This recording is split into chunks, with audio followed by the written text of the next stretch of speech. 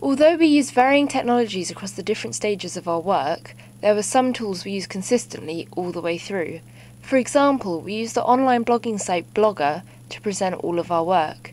This was extremely useful as it allowed us to discuss our progress and the research we were doing in individual blog posts, which the site then kept in chronological order. Another reason why this was so good to use is because it allowed us to embed things that we made on external websites into our blog posts, which made our work really multimodal. One external website I used was Prezi. This was an online tool that allowed me to create presentations and then let any viewers zoom around what I'd written in a kind of 3D fashion. It also allowed me to put videos and images and text into my presentation so that I could combine everything together and lay it out in a way that was easy for both me and any readers to understand. Another website I used was SlideShare. Here I could create offline presentations using programs such as Microsoft PowerPoint and then simply upload the file to their website. They would then generate a kind of embeddable widget so that readers of my blog could flick through my PowerPoint without having to download it or being linked to somewhere else. However, it wasn't really compatible with video. That meant most of my PowerPoints either had to be downgraded or they simply weren't as multimodal as I would like. A third site I used to present my work was Glogster. This is a bloggable poster that you could lay all your ideas out on like a mind map. I wasn't really much of a fan of this site as it seemed quite limited in that it didn't really move and you couldn't zoom into specific parts as I would like. However, it was quite useful in laying out my ideas as I did like the mind map concept. And again, it did allow you to embed videos and images and text all into one tool. During the research stage, all the technology we used was pretty much online based.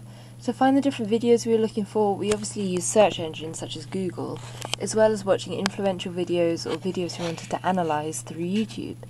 Again, YouTube proved to be quite useful as we could embed these YouTube videos we looked at into our blogs, assuming that they had no embedding restriction.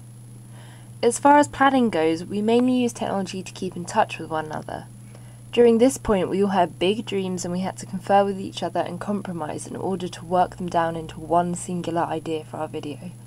To keep in touch, we all swapped numbers and added each other on different apps.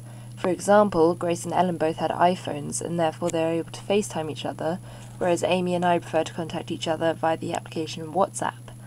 This meant that if any of us missed valuable planning time due to illnesses or university trips, we could still input into conversations and give our opinions even if we couldn't be in school. We also created a 4-way Facebook message in order to discuss any issues and ensure that we all knew what was going on at any given time. Our phones also came in handy a little later on when we had our idea and we were looking at how feasible it was. For example, once we had decided to go back in time to the different eras, we were looking at where we could film them. This is where photo messaging came in handy, as I was able to send the others pictures of the bomb shelter in my back garden, and they were able to send me pictures of the locations and costumes they had found. One technology we used to seek permission in regards to our video was email. For example, we used our email to contact the vaccines and let them know that we planned to use their song for our video. We were also in regular contact with the owners of establishments such as Frank B's Diner, who kindly let us film inside. We also kept in contact with the owners of all of our different locations as well as each other. Due to the fact that we shot our video in so many different locations, we had to be really selective about the equipment that we used so we weren't ferrying around anything that was too heavy. One sacrifice we made was lighting. We either tried to film outside on a bright day or inside with artificial overhead lights on, but the lighting kits were extremely heavy and too much for us to take on location, especially considering we couldn't drive at the time. Camera-wise, the cameras we used were lightweight and they were easy to carry around, but unfortunately this also meant that they were worse quality than professional ones. For our performance scene, due to the robbery, we ended up using Grace's camera, and this provided a much crisper and clearer image, but again it was a lot to carry with us and we wouldn't have been able to do it all the way throughout. On most of our shoots we also took tripods to ensure a steadier image, although we didn't manage to do this on the performance, again due to the robbery, but that created a more handheld personal effect which we wanted anyway. To edit our music video, we used the program Final Cut Express. This was the same program we used last year, so we all had a basic understanding of how to cut, but our edits were far more advanced this year. At the beginning of the video, we did an edit to try and achieve a moving photo look that required layering video on top of images, then cropping it and rotating it. We ended up using over 30 tracks just for this edit.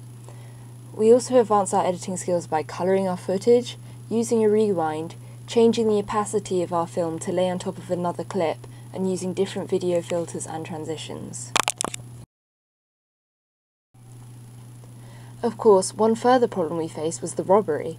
Due to the Macs being stolen, with our work written to their individual scratch discs, we then had to work to restore our project from old backups and reconnect each clip we had edited. This took a while on the slower, temporary Macs and set us back in terms of our deadline.